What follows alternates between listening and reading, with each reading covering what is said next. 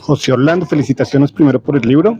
¿Y por qué pensaste escribir este libro sobre el fútbol femenino de Colombia? Bueno, la idea, ya habíamos hecho unos trabajos anteriores tratando de ir armando la historia del fútbol colombiano y descubrimos que del fútbol femenino mucha literatura no había.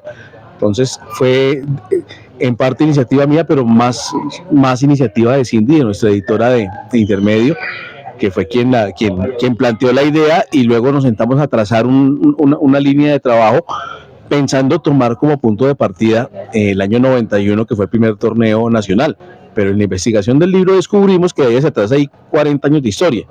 Entonces, la idea era empezar a recopilar esa historia reciente, y resulta que nos encontramos con un panorama mucho más amplio. Pues, ¿por qué se da esa generación tan brillante de jugadoras de la Selección Colombia y por qué tan buena participación en los diferentes eventos internacionales? Bueno, eso tiene que ver con una generación que se venía trabajando individualmente en distintas partes del país y se juntó, salió una generación, podríamos llamarla de cierta manera espontánea, que terminó siendo el génesis de todo este movimiento y de todo lo que tenemos hoy en el fútbol femenino colombiano. Ese equipo del 2008 que fue campeón sudamericano sub-17 terminó siendo el punto de partida para todo esto que hoy tenemos. Pero atrás de eso hay el trabajo de unos equipos amateur, de unos clubes que han trabajado con las uñas en Bogotá, en Medellín, en Cali, en distintas ciudades del país, que fueron formando estas jugadoras, y además estas jugadoras con su talento y con la juventud a la que lo sacaron, pues también tuvieron la oportunidad, muchas de ellas, de irse a estudiar al exterior, de formarse no solo como futbolistas, sino como profesionales, y de ser después las líderes de ese movimiento que tiene hoy el fútbol femenino tan posicionado en Colombia. ¿Por qué regalar tu libro?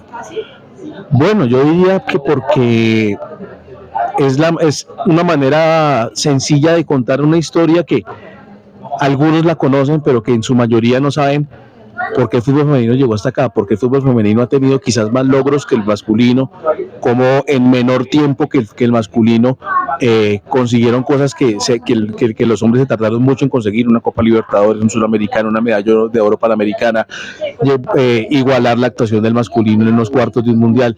Entonces, esa historia y ese camino tenía atrás muchos años de historia que no se conocían y que pues tratamos de plasmarlo acá. ¿Cómo hacer para darle las herramientas a tantas jugadoras que están saliendo para pues lograr mejores papeles?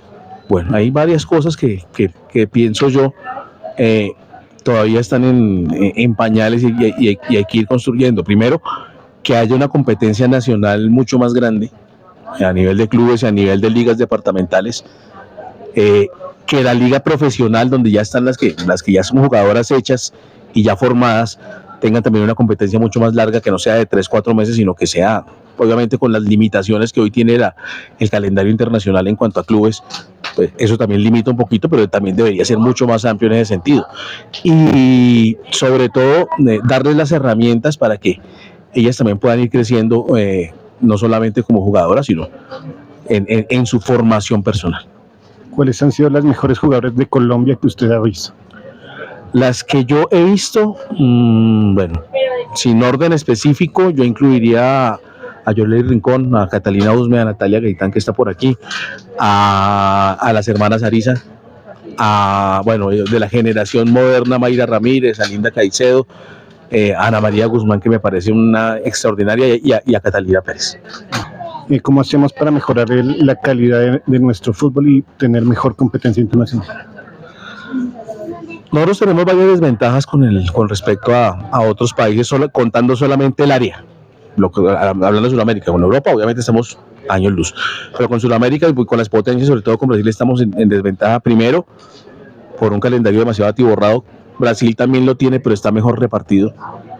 Los sistemas de campeonato en Colombia igualan por lo bajo, en el sentido de que tú puedes entrar octavo y salir campeón, y eso hace que la inmediatez le gane la calidad, y hay una desventaja económica gigante con respecto a las potencias, y sobre todo con Brasil, relacionada con los ingresos. Entonces, Brasil te puede traer a Memphis Depay, o te puede traer de regreso a David Luiz, o te puede traer de regreso jugadores que que triunfan en Europa y que están vigentes. Nosotros, para tener un jugador tipo Falcao, nos tocó esperar a que tuviera 38 años para contar con él, o Adrián Ramos a los 37, o Rodallega a los 38. Entonces no tenemos la competitividad económica para poder igualar esos salarios y traer jugadores de primer nivel como existió en algún momento. Obviamente se pagaba menos, era mucho más fácil traerlos.